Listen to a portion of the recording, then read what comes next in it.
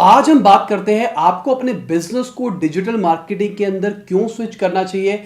इसके ऊपर मैं कुछ पॉइंट्स बताऊंगा आपको।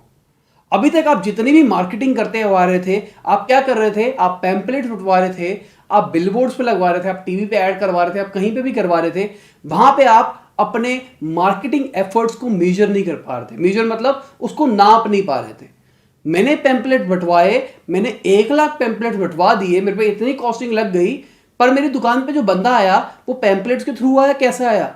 अब उसको ट्रैक करना मुश्किल हो जाता था। एक तरीका ये हो सकता है, हम जब भी कोई कस्टमर आ रहा है उससे हम पूछ रहे हैं कि सर आपको हमारे बारे में कैसे पता लगा? बंदा कह रहा है कि मैंने आपका पैम्पलेट देखा था, मैंने आपकी होर्डिंग देखी थी, या फिर मैंने टीवी में ऐड देखी थी, फलाना फलाना कर रहा था। इस चक्कर में आप अपने मार्केटिंग एफर्ट्स को मेजर कर सकते हो, पर कितना, कहां तक करोगे?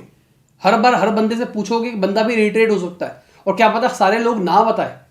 अब आपने फॉर्म भर दिया, भाई फॉर्म भर दो, बंदे ने फॉर्म नहीं भरा, उसके अंदर नहीं भरा, आप क्या कर लोगे? तो इसका अच्छा ऑल्टरनेटिव है डिजिटल मार्केटिंग के पास। यहां पे आप ट्रैक कर सकते हो कि मेरी वेबसाइट से कितने प्रोडक्ट बिके, कौन सा बंदा गूगल पे सर्च मार के मेरे को कॉल कर रहा है, कौन सा बंदा कहां से कर रहा है, क्या कर रहा है, कौन सा बंदा किस प्रोडक्ट को कार्ड में ऐड करके नहीं लेता है, कौन सा बंदा किस प्रोडक्ट को कार्ड में ऐड करके ले लेता है, उसके बाद वो रिपीट आता है, किस बंदे की कौन सी डेट ऑफ बर्थ है, क्या सब कुछ। पहले आप क्या कर रहे थे? पहले आप उसको एक लिस्ट में मेंटेन करके रखते थे कि भाई इस बंदे की डेट ऑफ बर्थ ये है, अब हमको इनको रिलेशनशिप मार्केटिंग वाली कॉल करनी है कि कॉन्ग्रेचुलेशन सर आपका बर्थडे है, फलाना फलाना ढमकाना जो भी था।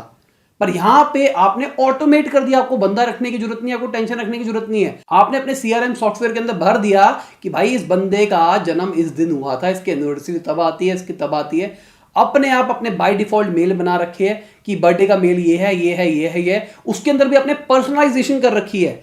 हाय साहिल, उस साहिल के अंदर आपने डैश भर रखा है, जो नाम होगा वो अपने आप शीट से उठा लेगा कि नाम ये है, और सामने वाले बंदे को लगेगा कि आपने उसी को मेल भेजा है या फिर कुछ भी किया है। किसी भी तरीके का प्रमोशन कर सकते हो। तो डिजिटल मार्केटिंग आपको ये चीज देती है जो कि आपको नॉर्मल ट्रेडिशनल मार्केटिंग नहीं देती थी। अब एक और चीज एग्जांपल लेके चलते हैं।